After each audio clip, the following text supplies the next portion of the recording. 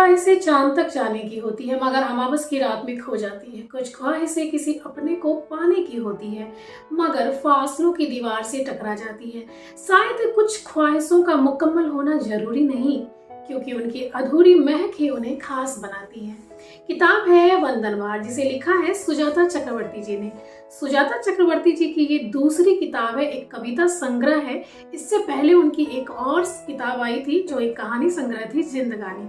मैं मीनाक्षी शुक्ला आपका बहुत स्वागत करती हूँ अपने इस चैनल शब्दवेणी पर। और आज हम जिस किताब की बात कर रहे हैं उसका नाम तो आपको मैंने बता ही दिया, वंदनवार। किताब की शुरुआती रचनाओं को पढ़े तो ऐसा महसूस होता है कि स्त्री जीवन के उत्तरार्ध में जिए गए दैनंदिन के घटनाक्रम की बातें हैं और पहले की जी हुई जिंदगी को किसी न किसी तरह से याद किए जाने के फिराक में चल रही बातों का घटनाक्रम है। वास्तव में अकेले हो जाना या फिर एकांत का चुनाव कर लेना, दोनों ही बातें अलग होते हुए भी एक जगह पर जाकर एक रूप सी हो जाती है।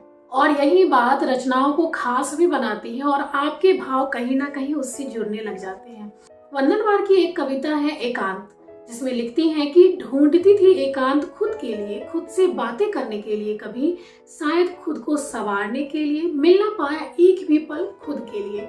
स्त्रियों का जीवन सदैव से ही अपनों के लिए समर्पित रहा है और इस भाग दौड़ भरी दुनिया में एकल परिवारों की संख्या बढ़ी है और इस कारण एकांत भी बढ़ा है, अकेलापन भी बढ़ा है। और विवाह से पूर्व की जो स्वच्छंदता होती है, उन्मुक्तता होती है, और विवाह के बाद जो परिवार के बीच में स्त्री घिरती है, सबकी जिम्मेदारियों को निभाते हुए अपनी जिम्मेदारी समझकर अपने आप को कहीं ना कहीं भूल जाती है और उस जिम्मेदारियों के बवंडर में कभी जो कुछ पल मिलता है तो वो चाहती है कि मुझे मिले, एकांत चाहती है। लेकिन यही चीजें बाद में जाकर खलने लग जाती है, क्योंकि एक जो जीवन चला आ रहा है ना, लगातार हम एक जैसी जो जिंदगी जी रहे होते हैं, हम उसमें अपने आप को कहीं ना कहीं एकदम से फिट कर लेते हैं।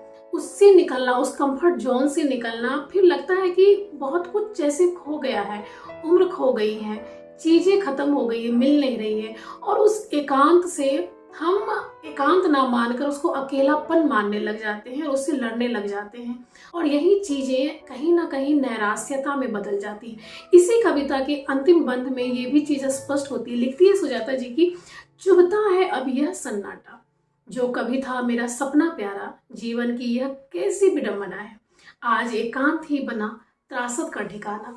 सही है ना, स्त्री का जीवन मतलब घूम फिर के हम कहीं ना कहीं वहीं पर आकर रुक जाते हैं, ठहर जाते हैं खुद को ढूंढते हुए। यही कहानी बार बार दोहराई जाती है, लगता है जैसे मन का कनस्तर कहीं खाली हो गया है, जबकि ये प्रक्रिया पिछले कई सालों से लगातार घटती चली आ रही है। हर एक कविता मन के कई परतों को उघेड़ती है। कविता जो किसी के दूर जाने से निकलती है, कविता जो किसी की याद में बनती है, कविता जो खालीपन को भरती है, कविता जो पुरानी बातों में खुद को ढूंढती है, कविता जो एकांत में जन्म लेती है। कविता सुजाता जी की वंदनवार कुछ ऐसी ही कविताओं का संग्रह है।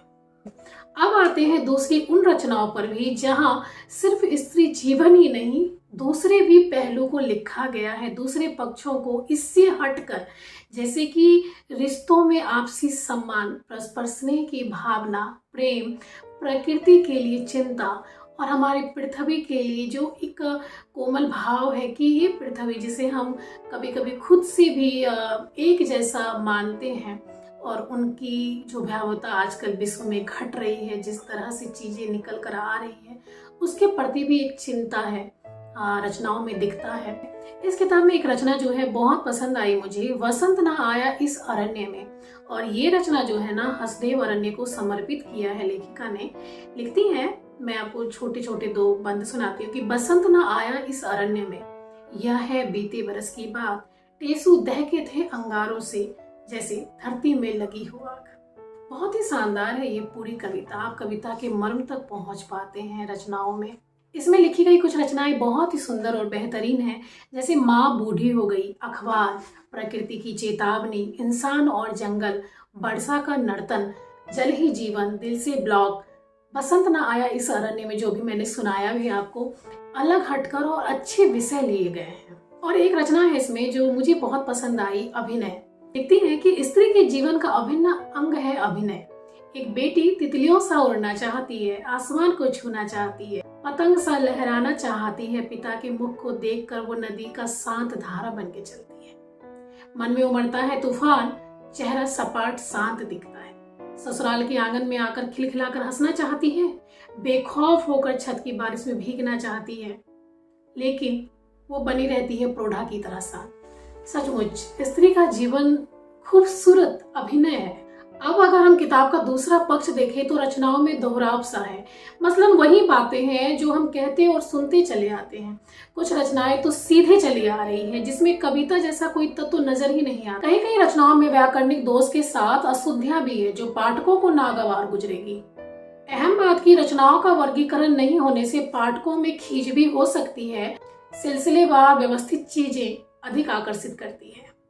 हाँ, कहीं कहीं रचनाएं आपको आपकी संवेदना से जोड़ती है, आपको भावुक भी करती है और कहीं ना कहीं आप अपने बीते हुए को सोचने लग जाते हैं, जैसे आपकी ही बात हो रही हो। आप आसपास देखते हैं, अपने संबंधों को, पड़ोसियों को, रिश्तों को देखते हैं तो आप महसूस कर पाते हैं कि साधारण शब्दों में भी मन में चल रहे भाव को पन्नों में उतारा जा सकता है और बिना किसी लाग लपेट के, बिना ईर्ष्या और द्वेष के हम अपनी बात को रख सकते हैं और कह भी सकते हैं। आप देश दुनिया से जुड़ पाते हैं, धरती से जुड़ पाते हैं, अपने आप को जोड़ पाते हैं। ये इस किताब की विशेषता है। हाँ, तो घर के प्रवेश द्वार पर लगा हुआ बंधनवार आपके आगमन के लिए प्रतीक्षारत है। आप जरूर पढ़ें, खरीदें इसे और हमें भी बताएं कि आपको ये किताब कैसी लगी। किताब का मूल्य अधिक नहीं है, 249 रुपये है। आप इसे आसानी से अमेजन, फ्लिपकार्ट या मांडा स्टोर से खरीद सकते हैं। क्योंकि ये किताब मांडा पब्लिकेशन से आई है। 150 पृष्ठों में 128 रचनाओं को लिखा गया है, तो घाटे का सौदा बिल्कुल नहीं है। आप इसे जरूर खरीदें और पढ़ें और हमें भी टैग करें और बताएं कि आपको ये किताब कैसी लगी। और हमारी समीक्षा पूरी सुनने के लिए बहुत बहुत धन्यवाद। जाते जाते बताना रह गया, किताब का कवर पृष्ठ बहुत सुंदर है, अपने नाम के अनुरूप है।